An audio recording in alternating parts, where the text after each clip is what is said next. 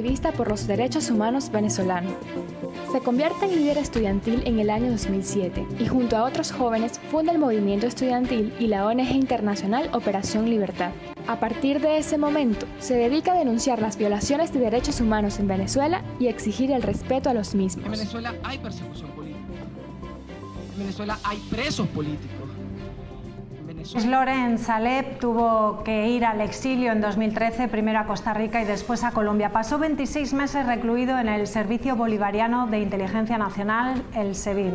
En 2017 recibió el premio Sájarov a la libertad de conciencia del Parlamento Europeo mientras seguía privado de libertad. En 2018 fue liberado por las autoridades venezolanas a cambio de su destierro. Desde España ha podido continuar su labor de denuncia de violaciones de los derechos humanos en Venezuela.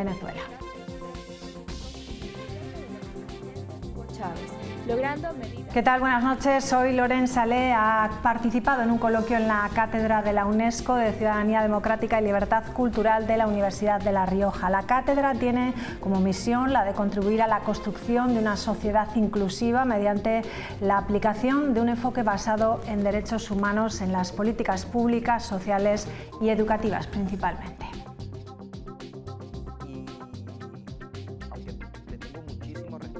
Bueno, pues hoy nos acompañan aquí Ana Vega, directora de la Cátedra de la UNESCO. ¿Qué tal? Muy buenas noches. Muy buenas bienvenida. noches. Y también está con nosotros Loren Saleh. ¿Qué tal? Bienvenido. Gracias, gracias. Bueno, activista y miembro de ese movimiento estudiantil en defensa de las libertades democráticas en Venezuela. Vamos a hablar en primer lugar de esta cátedra, cuál es el objetivo y por qué en este caso hemos escuchado la versión hoy en la Universidad de Venezuela, pero en la anterior sesión se habló sobre México y se va a hablar sobre Irán. ¿Cuál es el objetivo de esta cátedra y por qué se han elegido estos tres países, Ana? Bueno, la cátedra, nombre, pretende decir una parte de nuestra misión, Ciudadanía Democrática y Libertad Cultural. Diríamos, el núcleo de la cátedra es la promoción, sensibilización, defensa, implicación con los derechos humanos. Hemos, diríamos, seleccionado un tipo de política social y educativa, pero en realidad los derechos humanos, en cuanto que están interconectados, acaban afectando a áreas muy distintas. La cátedra, la nuestra, como todas las cátedras UNESCO, van vinculadas a universidades y lo que hacen es, diríamos, subrayar todavía más ese papel que tiene la educación superior en su responsabilidad con la sociedad.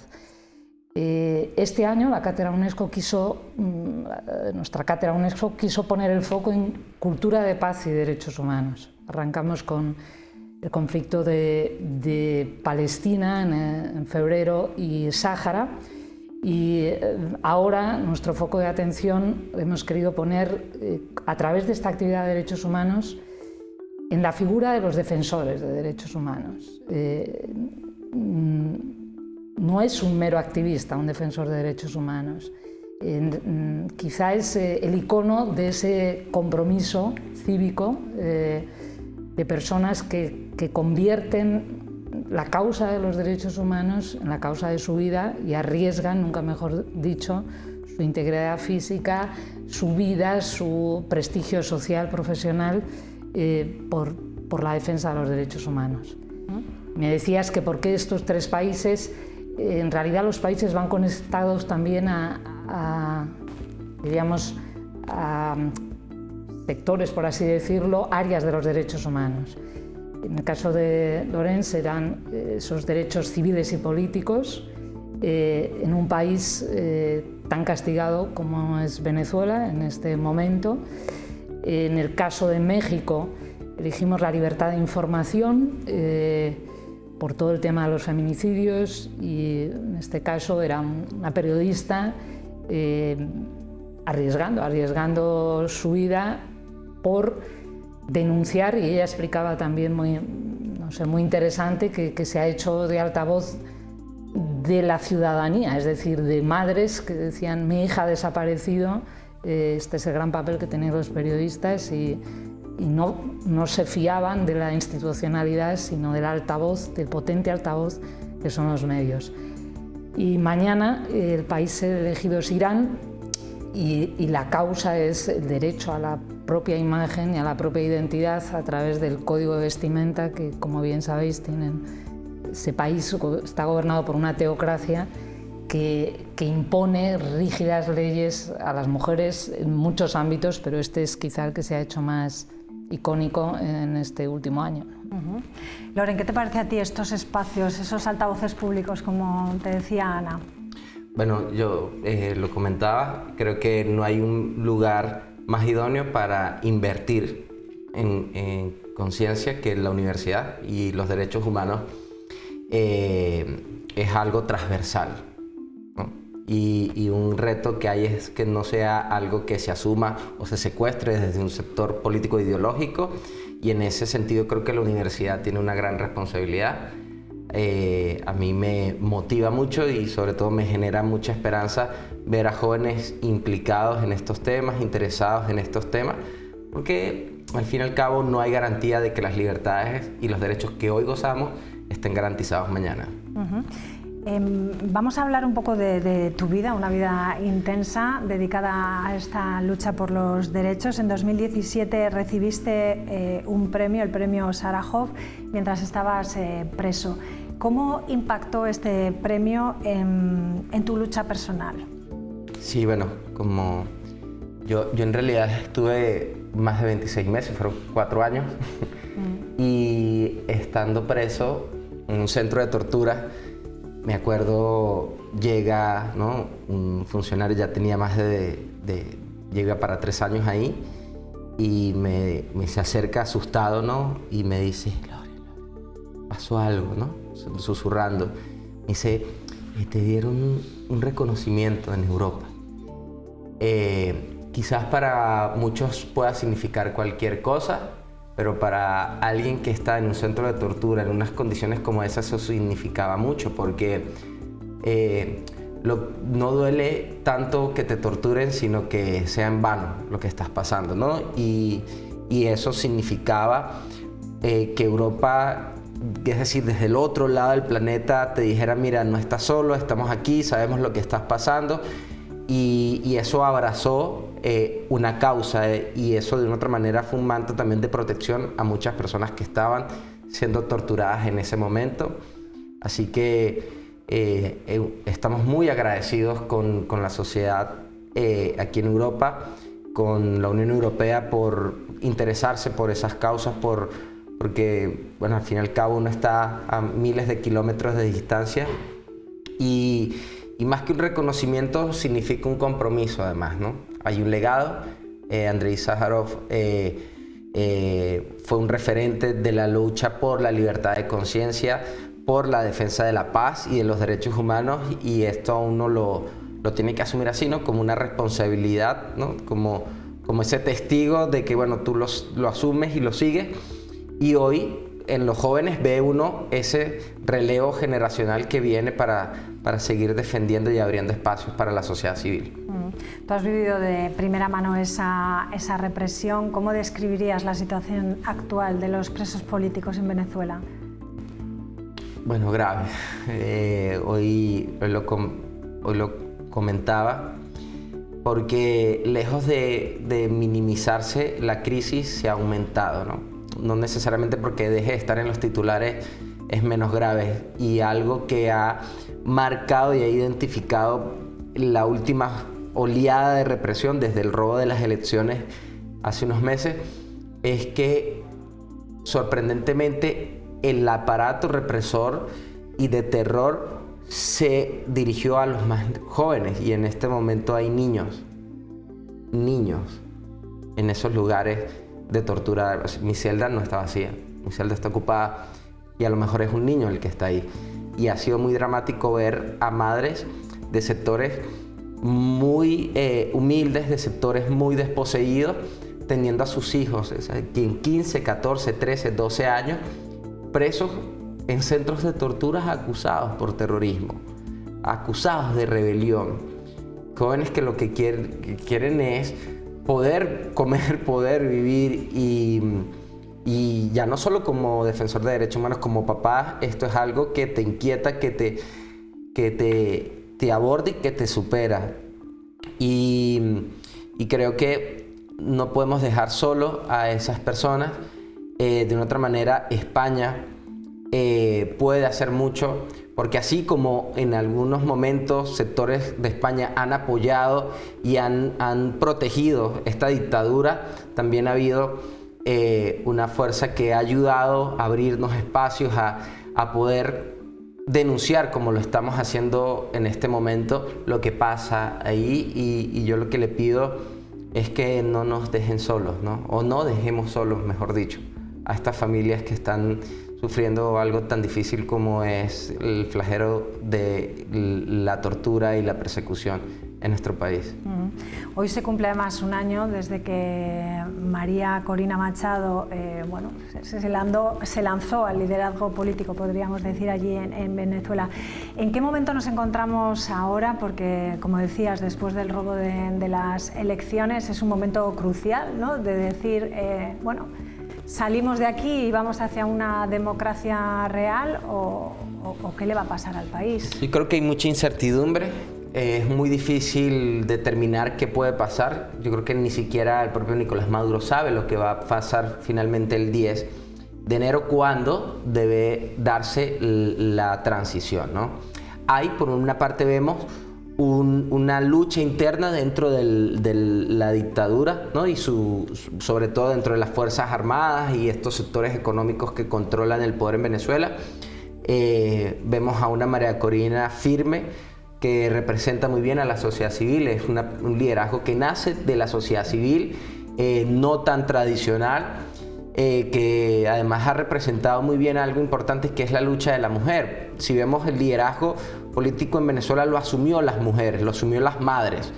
Y hay un forcejeo, hay un muñequeo ahí, un pulso, donde la comunidad internacional juega un factor importante. ¿Por qué juega un factor importante? Porque la dictadura se sostiene por su capacidad de generar pánico y terror en la población, pero también su otra estructura es su capacidad económica, ¿no? Es lo que le da oxígeno para ellos alimentar esa maquinaria y tener ahí esa estructura.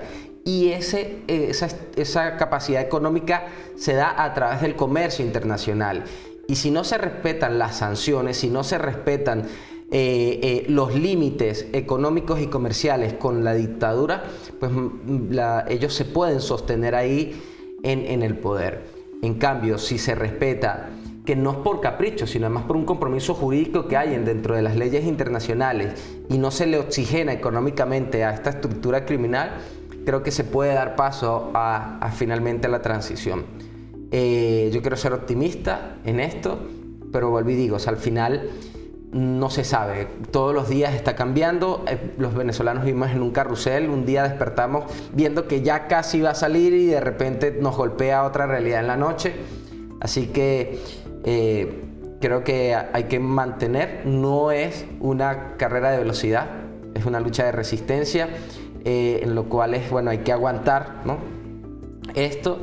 Pero bueno, todos esperamos que finalmente para el 10 de enero se pueda abrir paso un nuevo capítulo. Si tú hablas con los venezolanos, de cada 10 venezolanos, 9 te van a decir que están esperando regresar a su país. Y creo que eso caracteriza mucho a la comunidad venezolana. Es una comunidad que quiere retornar a su país, que quiere vivir a su país. A pesar de estar cómodos, integrados en otros países, quiere regresar y estamos todos aferrados a esa posibilidad de poder regresar a nuestro país, a nuestra Venezuela, y realmente disfrutar de esa Venezuela que vivieron nuestros padres y nuestros abuelos. ¿Crees que sigue siendo efectivo el activismo no violento en un contexto tan complejo como el que tiene Venezuela ahora mismo? Yo no solo diría que efectivo, sino es el único camino. O sea, no podemos pretender que la lucha por una democracia, por una libertad, no sea otra que la no violenta. Yo he vivido el éxito de una lucha no violenta bien llevada. Hemos logrado liberaciones de presos políticos, hemos logrado muchos cambios a través de la lucha pacífica. La causa venezolana es una causa eminentemente pacífica, algo que entiende muy bien Maduro y su estructura, y por eso se aprovecha de esa cultura pacífica de los venezolanos. Pero no nos van a sacar de ahí. Fíjense que a pesar del nivel de violencia que ha aplicado la dictadura por más de 20 años, es que son ya más de 20 años, la oposición venezolana y la propia resistencia civil venezolana no ha abandonado la lucha cívica, algo que muchos no comprenden, pero no nos van a sacar de ahí, y creo que parte de la tenacidad de la oposición, y creo que merece que se le reconozca a su liderazgo político, es su capacidad de mantenerse tan fiel a la lucha no violenta, pese a todos los pronósticos, pese a tener todo en contra, llevaron a cabo un proceso electoral con todo en contra y lo ganaron. Y se mantienen ahí. Ahí está un liderazgo representado en este caso de María Corina, completamente pacífico, que ha acorralado a unos militares armados, violentos, los ha puesto contra la espada de la pared. Entonces sí, no solo es efectiva, sino es la única vía realmente para una liberación democrática en Venezuela. Ana, ¿qué lecciones podemos sacar de estas experiencias compartidas, de estos 3 días? Yo creo que la más importante es trasladar, conectando con la idea que acaba de decir ahora, la ciudadanía, que todos somos corresponsables, que hay una parte de compromiso irrenunciable, y esto desde luego desde la academia es parte de la filosofía de esta actividad. No es dar conferencias sobre derechos humanos, sino iconos vivientes que en situaciones muy límite mantienen su integridad y su coherencia en el objetivo de esa lucha pacífica. Yo, según escuchaba a Lorenz, digo, bueno, qué distinto es el planteamiento que está utilizando Israel con el conflicto de Gaza, ¿no? Creemos que eso va a traer paz o se abrirá una nueva espiral de violencia. No sé, personas como Loren te inspiran porque dices, hay gente todavía dispuesta a pelear por estas causas, y nuestra misión desde la academia, desde la universidad, es hacer llegar esto a los jóvenes, sacudirles de ese espacio de confort y decir, no, los derechos humanos no son utopías, son reclamos de compromiso, ¿no? Esta diría que es la principal lección, la más importante. Así es. Loren, concluyo contigo. ¿Qué te da esperanza para pensar que Venezuela pueda, en un futuro cercano, esperemos, pues consiga esa ansiada libertad? El amor. El amor. Creo que el amor es una fuerza transformadora, poderosa. Y creo que los venezolanos amamos nuestro país, amamos ese sueño, un país. Yo soy de familia migrante, mi familia llegó a Venezuela tanto de papá y mamá buscando un futuro, oportunidades, y lo obtuvieron, y yo creo que vamos a lograr el cambio en Venezuela. Es inevitable. Cuando hay tanta determinación, tanta convicción, eso es como esa gota que cae en la roca, finalmente va generando algo. Y hay además un saldo positivo siempre en las migraciones. Y algo interesante que ha pasado es que hay una generación de jóvenes formándose en las mejores universidades del mundo, comprometidos con regresar a Venezuela y llevar ahí todo lo bueno que ha aprendido en nuestras sociedades. ¿Volverás a Venezuela? ¿Quieres volver a Venezuela? Claro que quiero volver. Bueno, pues nos quedamos con ese mensaje. Gracias a los dos, un placer tenerlos. Gracias, buenas noches. Gracias a ti. Bueno, pues hacemos una pequeña pausa para la publicidad y enseguida regresamos ahora con la tertulia.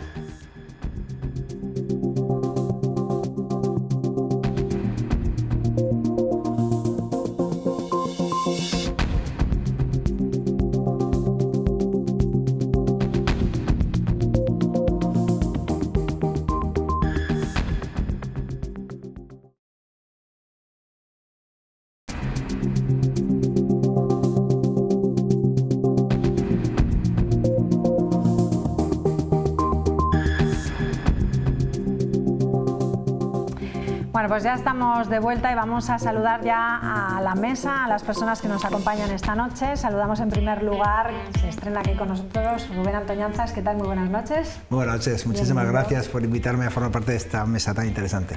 Gracias. Tenemos también a Vicente Urquía. ¿Qué tal? Buenas noches, bienvenido. Buenas noches, muy bien. Y Pedro Muro, ¿qué tal? Buenas noches, muy bien, encantado. Como decía Rubén, 2 alcaldes y un alcaldable, ¿no? Totalmente. Tenemos en esta mesa. Bueno, es interesante. Vamos a empezar por cosas serias. Solamente comentar que el juez ha mandado a prisión al kamikaze que ayer pues destruía la vida de una familia, acababa con esa mujer embarazada de 8 meses y con su bebé. Y después de 2 veces que ha ido al juzgado, ya hoy se ha decretado ese ingreso en prisión.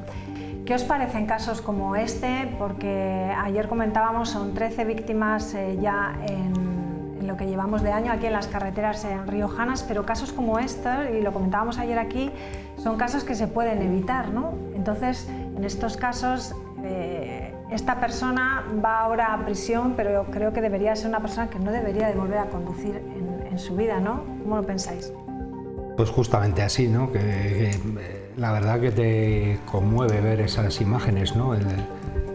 La desgracia que ha producido a su familia, a la familia de la persona que ha fallecido, y pues eso, es que no hay palabras para explicar el daño que ha causado y pues que tiene que recaer, como no va a ser de otra forma, el peso de la ley sobre él, y que no se puede beber y conducir, y mucho menos ir drogado como parece que iba este sujeto, y conducir. Y las campañas están ahí, los controles están ahí, pero al final pues una persona como esta se salta todas las normas que cumplimos el resto de la sociedad para causar este daño, ¿no? Es lamentable. Hablábamos de las tasas de alcoholemia que se iban a rebajar, había gente que se quejaba, que decían, bueno, es que no te dejan ni siquiera una cerveza que tomar, pero hay que entender que no, que es cero, ¿no? Vicente. Bueno, que es un tema, yo creo que hemos hablado alguna vez. Yo creo que es verdad que hay que ser absolutamente duro en estas cosas, ¿no? Yo creo que la DGT lo que está buscando el gobierno de España es reducir todavía más las tasas, los accidentes que hay, porque no conseguimos bajar. Estamos en una cifra ya a nivel nacional en la que no hay manera de bajar de esta cifra, y en todo lo que se pretende es reducir todavía más la tasa de alcohol, pues para que los accidentes intentar que sean todavía más mínimo, ¿no? También habrá que buscar o pensar en alguna fórmula igual, también ligada a las nuevas tecnologías, y ahora más con la inteligencia artificial igual se puede, para detectar más rápidamente ese tipo de actuaciones en las que van por el sentido contrario, ¿no? Posiblemente esto con el tiempo se pueda avanzar con la tecnología y se pueda avanzar en esa prevención, pero lo que está claro, bajo el punto de vista humano y bajo el punto de vista jurídico, es que lógicamente estos hechos, estas situaciones tienen que ser absolutamente la ley la que corresponda, pero absolutamente más rápida, porque lo más importante es también que sea rápida y que las familias al menos pues puedan ver que se cumple en este caso, ¿no?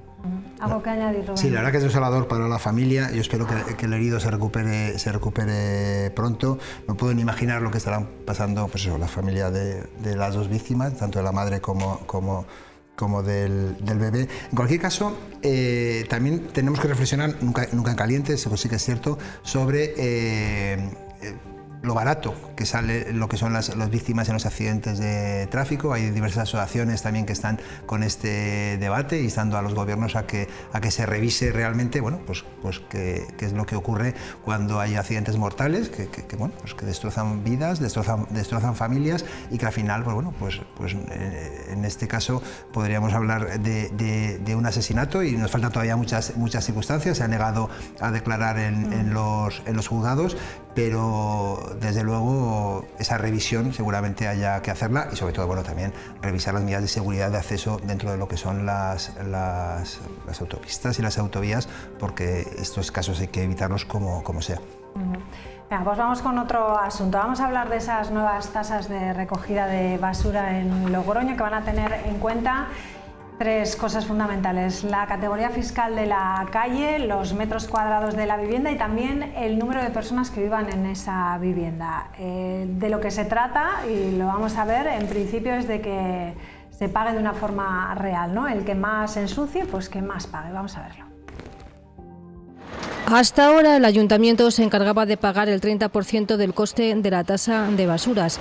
Es decir, de los 13 millones de euros que cuesta al año, el consistorio ponía 4. Pero una normativa nacional que surge de una directiva europea dice que el 100% de este coste debe ser asumido por los productores. De ahí surge una nueva tasa. Ese 100% es el que tenemos que repartir.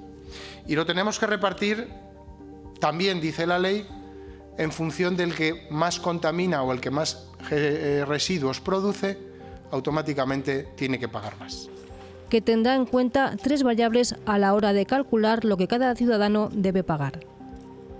Uno de ellos es la categoría fiscal de las calles, el segundo es los metros cuadrados de la vivienda o del local o de la industria, y el tercero, el número de personas que ocupen en este caso solamente la vivienda. En el caso de comercios y hostelería se tendrán en cuenta 2 variables, que son la superficie del local y el índice fiscal. Y por poner un ejemplo, en un comercio, en una calle de índice fiscal 2 que tenga una superficie de 200 metros cuadrados, pasará a pagar 408 euros al año y en la actualidad pagaba 150. Un gasto que también se repercutirá en el servicio puerta a puerta que paga la hostelería, principalmente en el casco antiguo, un servicio que recordamos es obligatorio. A la hostelería, alimentación hostelería, se le aplicará un 1,75% de incremento de tarifa y al resto de actividades un 1,25%. Unas tarifas nuevas que verán los logroñeses en el recibo del segundo semestre del próximo año. Bueno, pues enseguida hablamos de esto, pero antes quiero que escuchemos también a Paco Martínez Vergés, que ha pedido claridad al Ayuntamiento sobre estas tasas de residuos y también se ha pronunciado sobre la noticia que conocíamos ayer de que se va a aumentar también el precio de las terrazas, el metro cuadrado, van a ser el triple. Vamos a escucharle. Bueno, no nos vamos a rasgar las vestiduras por el cambio. Estamos igualando un poco la ciudad. Lo que sí exigimos es que todo el resto de esa competencia desleal que hay a todas horas alrededor del casco antiguo y en otros puntos de la ciudad pasen a ser o a exigir el señor ayuntamiento las mismas medidas que se piden para la hostelería. O sea, habrá que pagar el suelo como todos. O sea, habrá que tener los permisos, dados de alta el NIF, de quien lo vaya a hacer, pagar a Hacienda lo que corresponda, tener los carnés de manipuladores, tener los contratos de trabajo que se hagan, que paguen exactamente el que quiera hacer algo lo mismo que paga la hostelería. No puede seguir esto que todo el mundo use como reclamo la venta de cualquier cosa como si fuera hostelería sin ningún permiso, sin ninguna licencia. Bueno, la medida la habrá tomado el ayuntamiento por igualar un poco la ciudad, de no haya una diferencia tan grande entre unos y otros. En el casco antiguo, el conflicto, etcétera. Cuando alguien se va a vivir allí ya sabe dónde va.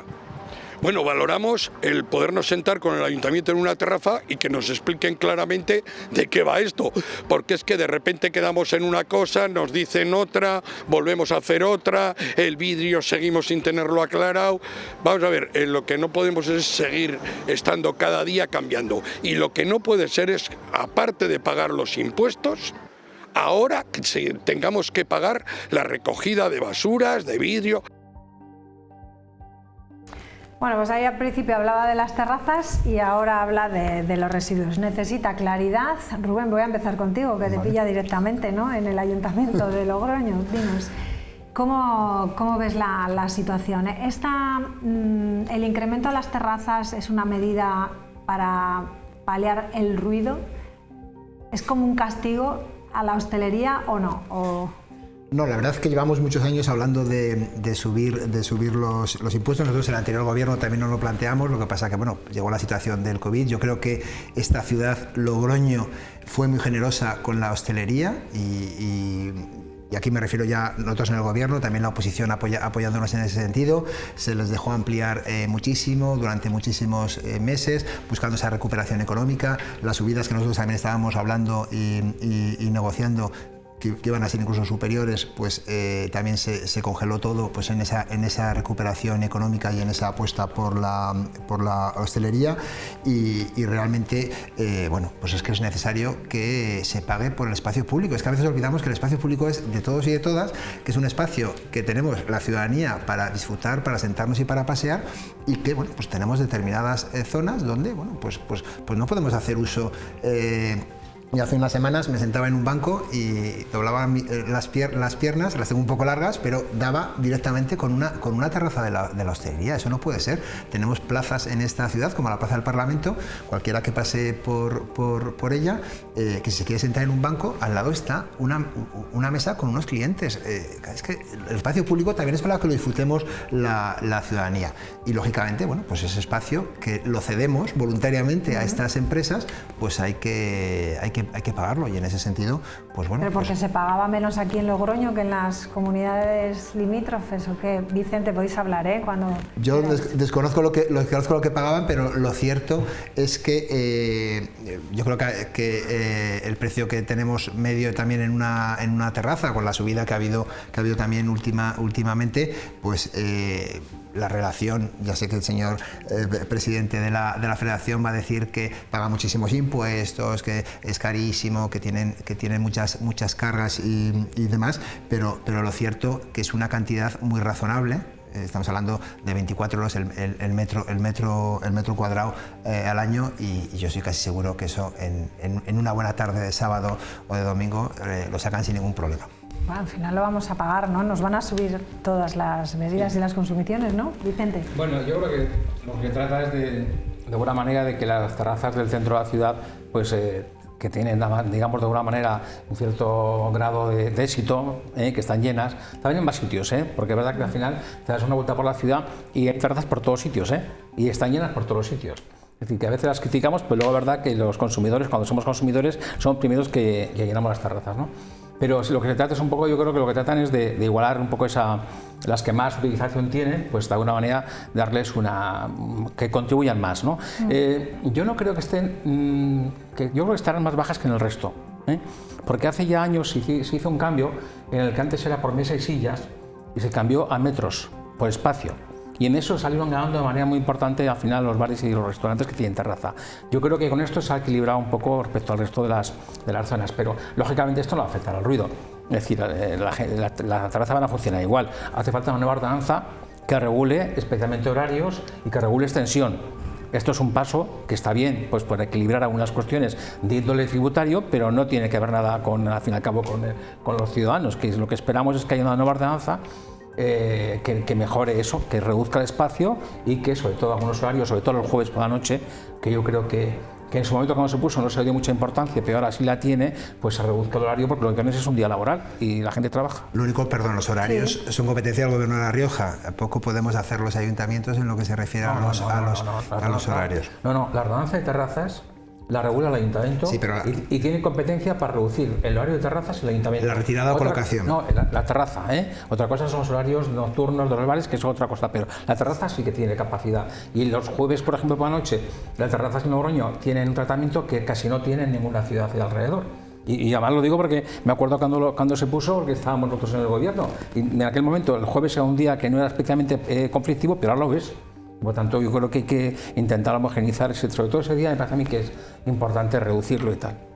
Bueno, a mí me parece curioso que de lo que menos se ha quejado el representante de los hosteleros es de la subida del precio de las terrazas. Yo creo que la veía venir y que hasta ellos tienen que pensar que es lógico, ¿no? el pagar pues eso, un poco más, en este caso el triple, porque hay que actualizar también en función de los beneficios que generan esas terrazas. Yo creo que las terrazas de hace 10 años no generaban los beneficios de ahora. El tema del tardeo, que está de moda y demás, pues ha supuesto un impulso importante. El tema de poder fumar en las terrazas con la ley antitabaco ha sido un cambio de cultura con respecto a lo que había pues hace unos años, y hay que actualizar el precio y pagar por el uso del dominio público, ¿no? Habla también de pagar por otro tipo de usos de dominio público. Cuando hay alguien que quiere dar una degustación fuera de fiestas en Logroño, paga por el uso del dominio público. Entonces yo no sé muy bien tampoco a qué se refiere ni a en quién quiere ver también otro enemigo, pero yo creo que en fiestas no entenderíamos las fiestas de San Mateo y San Bernabé sin las degustaciones. Si queremos ir en contra de las degustaciones... Yo creo que habla también más de otro tipo de tiendas, ¿no? Pero que vendan en la calle, es que... No, que venden alcohol, por ejemplo. Que vendan alcohol, eso está súper regulado también, ¿no? De tiendas A partir de las 10 de la noche que no se puede vender alcohol. Exactamente. Sí. Yo creo que se Y refiere yo un poco creo más a también eso, que esté más controlado, que haya más en cuanto a las últimas medidas que ha tomado el Ayuntamiento de Logroño, yo por lo menos lo he notado en la calle Laurel y San Juan, que a las 12 menos 5 ya ni siquiera dentro del local te atienden. O sea que la hostelería se ha adaptado, nos tenemos que adaptar a los consumidores, porque al final todos vamos a las terrazas, aunque te sientes en el banco y pasees por la calle, quien no se sienta en una terraza y le gusta estar pues también un rato de forma agradable en la terraza, y cuando te echan pues también te mosqueas, porque lo vemos desde los dos puntos de vista, ¿no? Y hay que conjugar también los intereses de la hostelería con el derecho al descanso de los vecinos, ¿no? El decir que ya sabían dónde iban a vivir, pues me parece fuera de lugar. Bueno, y esa adaptación a la normativa europea, ¿qué es lo que va a suponer en una vivienda? ¿Te refieres a las tasas de...? A las tasas de basura, de recogida de residuos. Bueno, hay varios ejemplos que han puesto, yo no recuerdo ahora las cifras, pero no es una nueva tasa, también hay que decirlo. Lo que se trata es de que sí que la directiva europea lo que dice es que hay que pagar lo que cuesta realmente el servicio. Hasta ahora, con la ley de régimen local, los ayuntamientos, pasa a Pedro, a mí nos pasa también los ayuntamientos respectivos, tenemos la obligación de no podemos cobrar más de lo que nos cuesta el servicio, sí podemos cobrar menos, pero de alguna manera el objetivo ya estaba en la ley de régimen. Tampoco lo puedes dar gratis. También estaba en la ley de régimen local ya, de haciendas locales, perdón, ya estaba el que la tasa tiene que cubrir el coste del servicio. Es verdad que siempre al final el ayuntamiento tiene un coste superior a lo que realmente es. Lo que dice la directiva europea es que ahora ya tienes que repercutir en el ciudadano el conjunto del gasto. Es decir, que si valía no sé cuántos millones de euros, X millones de euros, eso hay que repartirlo en el conjunto al final de los ciudadanos, de las actividades, por tanto, pero no es una nueva tasa, lo quiero también decir claro, porque al final la gente, sino que se trata en este caso de que hay que hacerlo, hay que repercutir el conjunto del gasto, y hay que hacerlo también con el sentido de que quien más contamina, más pague, es decir, quien más residuos, digamos, genere, más pague, ¿no? Yo creo que habrá que esperar, yo no he visto todavía la letra pequeña, a mí, tal como lo plantean, no me parece mal. La idea general de que sea una parte de dividirlo por tres aspectos, ¿no? En la dimensión, los habitantes, la calle, y bueno, hay unos criterios que podrán ser discutibles en todo caso, pero sí que creo que eso está ahí, ¿no? Y por tanto yo creo que es algo que tenemos que ser conscientes, que al final hay que reciclar, hay que colaborar en todo el tema de basuras. En los ayuntamientos el tema de las basuras nos cuesta mucho dinero, porque además el hacerlo selectivo pues tiene un coste mayor. Ahora, por ejemplo, creo que también se va a implementar el tema del aceite también en los pueblos, que también va a tener un coste que nos va a suponer. Es decir, yo creo que es algo que contenedor marrón, que nos ha supuesto el marrón, que ya lo tenemos, coste importante, y que nos supone también un coste importante. Otra cuestión es, oiga usted, como va a ingresar ahora 4 millones más, por lo visto, creo que han dicho, ¿no? Más de lo que se ingresaba antes, habrá que ver en su conjunto la presión fiscal que hay. Y por tanto igual sí que hay que subir la tasa porque lo obliga una directiva europea y por tanto hay que cobrar lo que se marca, pero igual sí que hay margen en otros impuestos para reducirlos más y por tanto que el esfuerzo fiscal al conjunto del ciudadano sea menor. Bueno, o no subir, no actualizar. No, iban a bajar un porque poco, se decía que se bajaba. Notar, ¿no? Sí, pero bueno, hablaban de un 0,05, es decir, hablaban de muy poquito, que hablaban en torno a 1 millón de euros. Pero el saldo al final, en este caso para el Ayuntamiento de Logroño, va a ser, vale, baja 1 millón, pero sube 4, con lo cual el saldo va a ser 3. Me imagino que también habrá más coste, me imagino, de la recogida de basura, habría que calcularlo bien. Pero yo lo que digo es como reflexión. Que sí, que no es una nueva tasa, sí que hay un ajuste bajo el punto de vista de obligación, se busca que sea quien más contamine más paga, pero yo también creo que hay que hacer esa reflexión de que es verdad que es una subida muy importante para muchos ciudadanos y para muchos negocios y que yo creo que las administraciones, cada uno donde nos corresponda, tendríamos que valorar el conjunto de la presión fiscal y ser de alguna manera prudente. Yo dejo ahí porque, lógicamente, como alcalde que soy, intento aplicar lo que digo. O sea que ahora vamos a tener que pagar el ciudadano, ¿no? Que es lo que se reparte, lo que te estaba entendiendo es la recogida, el transporte, el tratamiento de esos residuos, ¿no? La vigilancia de estas operaciones, el mantenimiento y la vigilancia posterior al cierre de los vertederos, las campañas de concienciación, la comunicación, todo eso lo vamos a pagar entre todos, ¿no? Todo, y hasta el vandalismo. También. O sea, el conjunto del gasto. El conjunto del gasto en recogida de basuras, desde que sale la bolsa de basura de tu casa hasta que pues se recicla. De todas formas es un poco complicado el criterio este de viven 4, pues manchan más lógicamente, pero claro, que la calle sea de primera o de tercera no tiene necesariamente que ser un factor... bueno, lo es en el IBI, Sí, pero es en el IBI, pero bueno, pero que no tiene que ser un factor para que contaminemos más una zona o que contaminemos menos otra. Hombre, aquí se da varias circunstancias un poco excepcionales.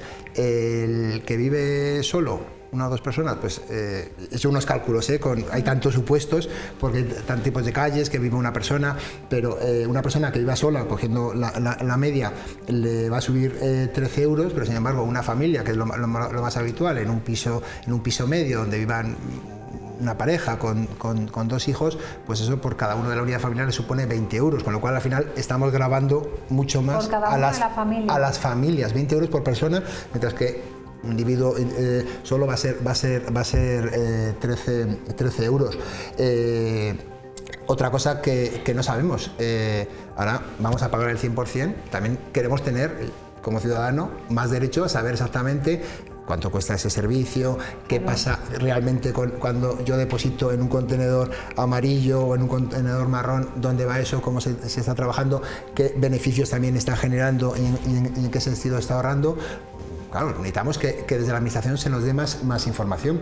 Y también tenía un poco la reflexión que tenía Vicente.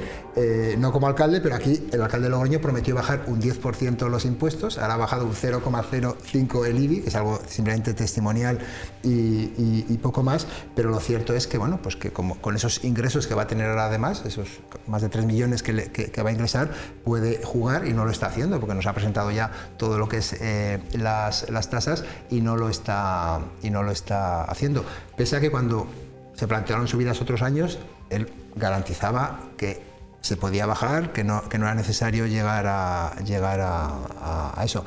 Tiene margen y esperamos sobre todo para las familias, porque que sepa, solo ha anunciado para familias monoparentales y para familias numerosas, que bueno, a partir de 5 miembros de la unidad familiar se van a equiparar a las de 4, pero poco más medidas ha anunciado el gobierno y he estado leyendo la letra pequeña.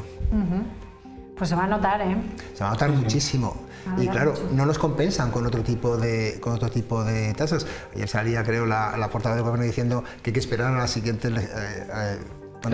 ejercicio. A las siguientes, claro, pero es que se puso una meta tan alta de bajada y no está subiendo tanto, es que estamos hablando de muchísimo dinero para las Bueno, aquí las estamos familias. hablando de 2 tasas, que no son impuestos, que hay que dejar claro que son tasas y que se tienen que actualizar con el coste del servicio por una normativa europea que había que cumplir, que sí que hubiera sido bueno que se hubieran subido, digamos, o se hubiera intentado repercutir el coste del servicio en ejercicios anteriores, pero está claro que a ningún alcalde nos gusta subir los impuestos, sobre todo cuando no ves un beneficio, digamos, directo con esa subida de impuestos, como es el caso. Aquí simplemente te dice Europa que tienes que repartir el coste del servicio.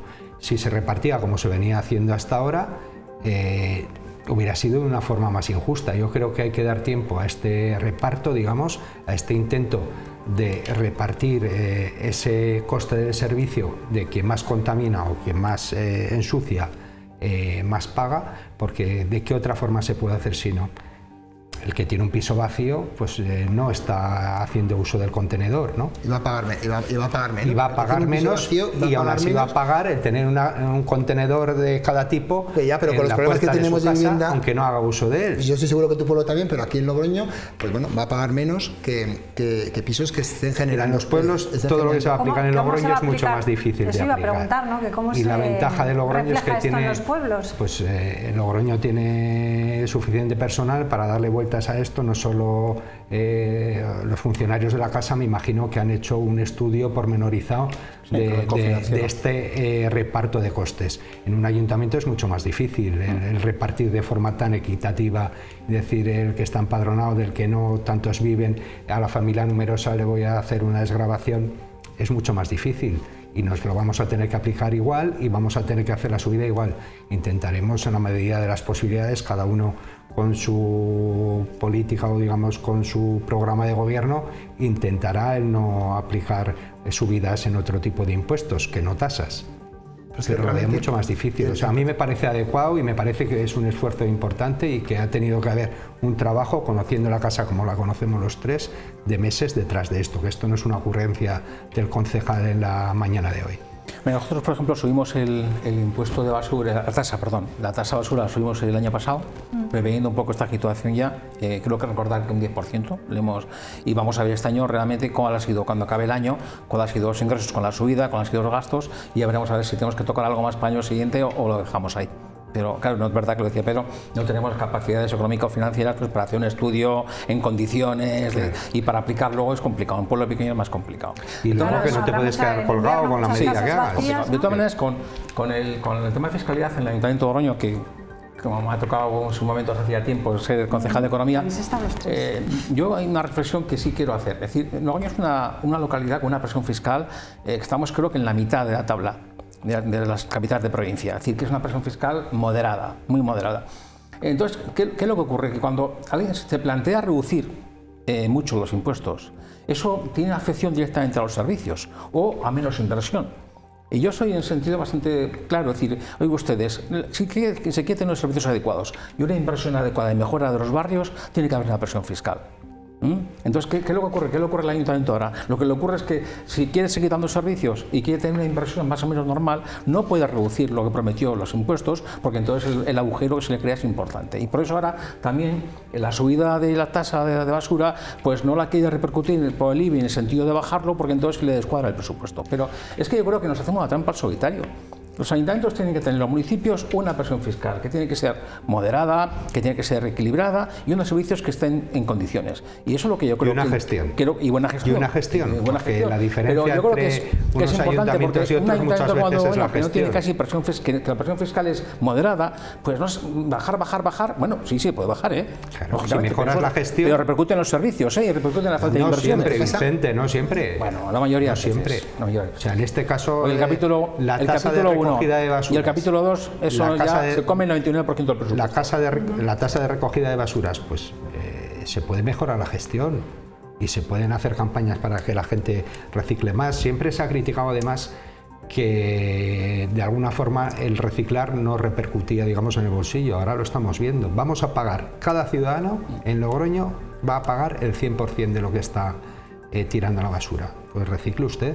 Lo que pasa que, claro, pero está previsto en la ley, y también lo dice la ordenanza, que no define las zonas, no sabemos si van a ser barrios o por áreas de Logroño, que las que reciclen un 10% más que el resto de la ciudad y demás, que recicle más, va a tener un 10% de bonificaciones y demás. Es lo único que te dan, me refiero que tampoco es que la ley te dé mucha... si vamos a mirar mal a los vecinos cuando vayan a tirar la basura, no recicla, ¿no? El que no recicle, a ver si no vamos a llevan 3 empezar bolsas, a mirar mal, ¿no? Va a ser complicadísimo, Porque, pero claro, que realmente... Es que todas, por ejemplo, en el casco antiguo, que lógicamente vivo por allí y lo conozco bien, es que hay zonas donde hay algunos elementos que no puedes reciclar. Es decir, que, por ejemplo, los plásticos no hay donde reciclar. En algunos sitios y en otras calles no hay donde reciclar plásticos. Claro, entonces, ¿cómo mides luego el reciclaje? Es decir, tienes que tener toda la ciudad con las mismas condiciones de poder reciclar, para luego evaluar. Es fundamental. Claro. Sí, Rubén, ¿qué vas a terminar? Sí, no, un poco con lo del tema de la bajada de impuestos. Yo siempre soy partidario de ajustar lo máximo posible, hay que controlar muchísimo el gasto público,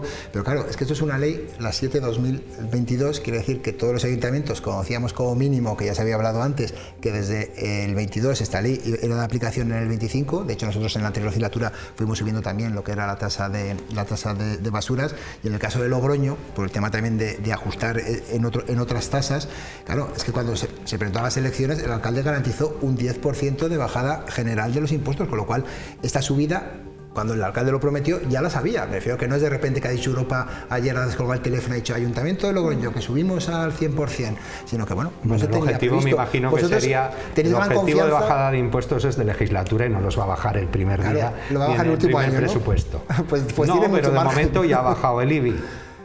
A ver, es absolutamente simbólico lo que es la bajada del IBI, porque el resultado en una familia lo primero media es que no lo ha subido, como han hecho gobiernos anteriores, encima lo ha bajado. Va a ser 4 euros. Sí, lo que verdad es que el que más lo subió fue un gobierno del Partido Popular, Juan Gamarra, pero luego los demás lo que hemos ido es ajustando un poco esa subida.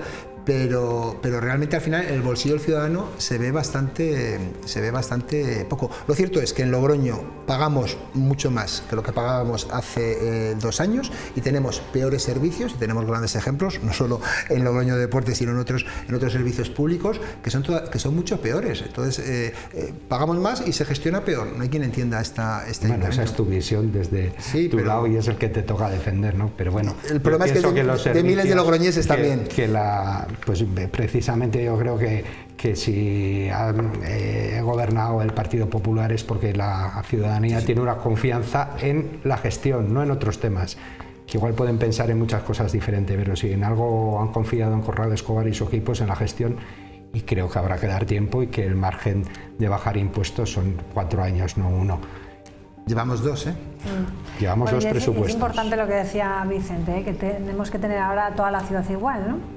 Con las mismas posibilidades de reciclar, eso es importante. Sí. Bueno, yo creo que si hay alguna zona en el casco antiguo que no esté bien, pues habrá que trabajar por ello, ¿eh?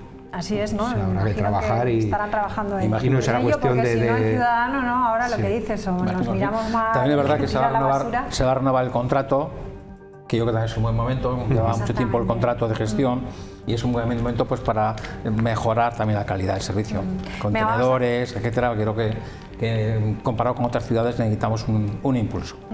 Nos quedan 5 minutos para terminar el programa, pero sí que me gustaría hablar de las precandidaturas del Partido Socialista. Javier García ha vuelto a confirmar que él se presenta, que esas precandidaturas se presentarán entre el 9 y el 16 de diciembre, si no me equivoco, y ahí sabremos si hay más o no hay más candidatos. Yo aprovecho que estás aquí, Vicente, para preguntar si alguien, porque nombres sí que hay.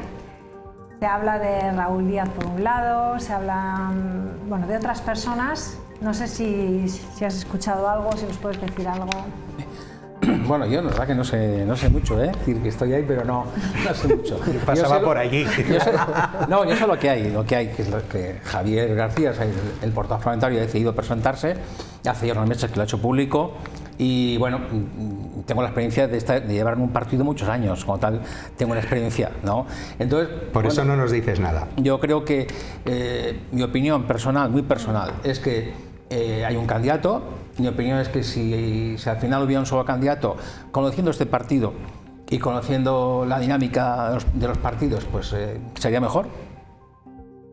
Pero también somos un partido muy democrático y si hay más de un candidato, yo confío en que los candidatos sean capaces de hacerlo bien, de respetarse, de no caer en malos instrumentos que a veces se caen, y que al final, una vez acabado el proceso electoral y votado el secretario general o secretaria general, a quien corresponda, pues todos a por una y todos a conseguir recuperar, lógicamente, pues los ámbitos electorales que correspondan, ¿no? Yo confío, el partido es un partido muy histórico, es un partido de centenario y estas cosas las hemos hecho más veces y las hemos hecho bien. Alguna vez también las hemos hecho mal. Entonces, yo espero de todas maneras que todos seamos maduros y que, sobre todo, quien tenga que decidir, en este caso me toca a mí, que seamos maduros y que pensemos un poco en el futuro y sobre todo recuperar la ilusión. Yo creo que nosotros tenemos que recuperar la ilusión porque lógicamente cuando pierden las elecciones, pues los partidos nos quedamos en una situación pues de cierto desasosiego y cierta tristeza, ¿no? Bueno, pues hay que recuperar. Sí. Y yo creo que espero y confío en que las cosas vayan bien y bueno, si hay uno mejor, pues si hay dos, pues dos. ¿Cómo veis al Partido Socialista? Bueno, pues la verdad que yo también espero que salga fuerte y unido, porque necesitamos un Partido Socialista realmente, bueno, pues que sea capaz de hacer oposición y que sea alternativa de gobierno, ¿no? Los partidos minoritarios, como en mi caso el Partido Riojano, podemos estar allí para aportar cuando no hay unas mayorías claras, pero indudablemente esto se basa en dos formaciones políticas que tienen que ser capaces de, cuando sea, tomar las riendas de las ciudades o de los gobiernos.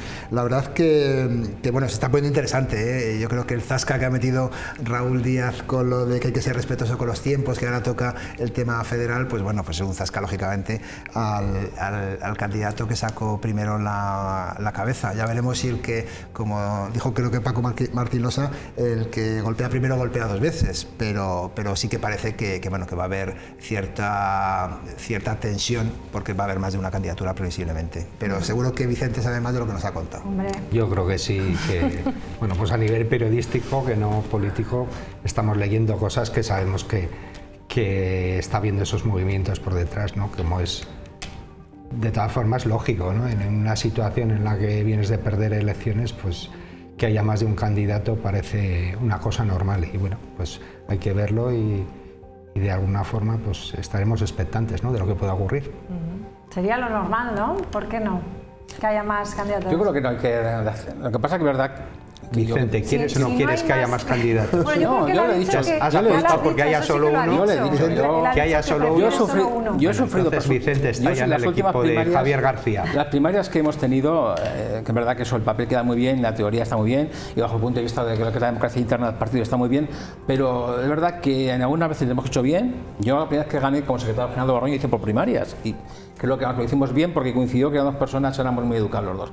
Pero ha habido situaciones que lo hemos hecho mal, y el partido se ha dividido, y luego ha costado mucho recuperarlo. Por tanto, yo en ese sentido no soy muy... Si se puede uno, bien. Ahora, lógicamente, somos un partido democrático.